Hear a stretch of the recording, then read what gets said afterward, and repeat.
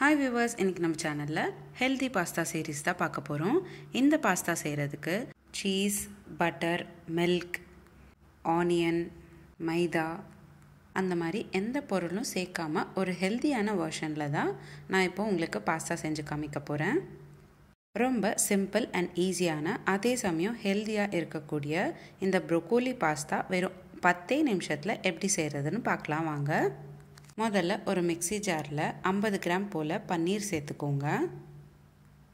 கூடவே நல்லா வேக வச்சிருக்கிற ப்ரோக்கோலியும் பாலக்கீரையும் சேர்த்துக்கணும்.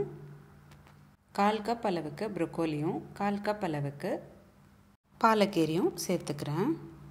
ப்ரோக்கோலியும் பாஸ்தாவும் 2 நிமிஷம் சுடு தண்ணியில் போட்டு பிளான்ச் பண்ணிக்கிட்டாலே போதுமானது. அடுத்து 1/2 ஸ்பூன் அளவுக்கு உப்பு கூட சேர்த்துக்கோங்க. கூடவே 1/2 ஸ்பூன் அளவுக்கு மிளகுத்தூளும் சேர்த்துக்கோங்க. மிளகுத்தூள் உங்களுக்கு எவ்வளோ காரம் தேவைப்படுதோ அதுக்கேற்ற மாதிரி நீங்கள் சேர்த்துக்கலாம். அடுத்ததாக ஒரு வால்நட், 5லிருந்து 6 முந்திரி பருப்பு சேர்த்துக்கோங்க. நல்ல ஃபைன் பேஸ்ட்டாக அரைச்சிக்கணும்.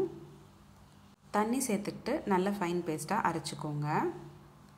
அடுத்ததாக ஒரு பேனில் 15 ml போல் எண்ணெய் சேர்த்துக்கிட்டு கூடவே 1/4 கப் அளவுக்கு நல்ல பொடிசாக கட் பண்ணிக்கிட்ட குடமிளகா சேர்த்துக்கோங்க.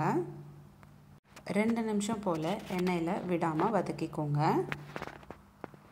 குடமிளகாலாம் நல்லா வெந்தக்கப்புறம் நம்ம செஞ்சு வச்சுருக்கிற ப்ரோக்கோலி பேஸ்ட் சேர்த்துக்கணும். இப்போ பார்த்திங்கன்னா குடமிளகாலாம் நல்லா வெந்துடுச்சு. இந்த ஸ்டேஜில் நீங்கள் செஞ்சு வச்சுருக்கிற ப்ரோக்கோலி பேஸ்ட் சேர்த்துக்கோங்க. நல்ல ஒரு கொதி வர வரைக்கும் கொதிக்க விடுங்க.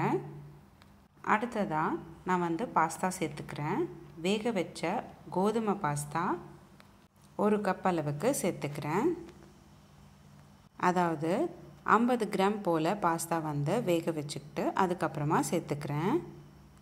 நல்லா ஒரு வாட்டி கலந்து விட்டுக்கோங்க. ப்ரோக்கோலி பேஸ்ட் நல்லா திக்காக மாற வரைக்கும் நம்ம வேக வச்சுக்கணும். உங்களுக்கு எந்த மாதிரி ஷேப்பில் பாஸ்தா வேணுமோ அதை வேக வச்சு சேர்த்துக்கோங்க. நான் இன்றைக்கி ஷெல் ஷேப்பில் இருக்கிற பாஸ்தா தான் வேக வச்சு நான் சேர்த்துருக்கேன்.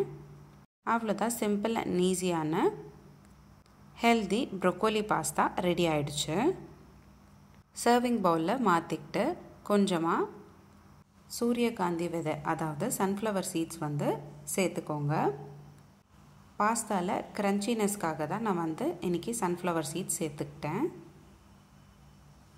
நீங்களும் உங்கள் வீட்டில் இந்த ரெசிபி ட்ரை பண்ணிவிட்டு எப்படி இருந்ததுன்னு எனக்கு கமெண்ட் பாக்ஸில் கமெண்ட் பண்ணுங்கள். உங்களுக்கு இந்த வீடியோ பிடிச்சிருந்தா லைக் பண்ணுங்கள், ஷேர் பண்ணுங்கள். இதே மாதிரி டெய்லி ஒரு ரெசிபி பார்க்குறதுக்கு என்னோடய சேனல் சப்ஸ்கிரைப் பண்ணிக்கோங்க.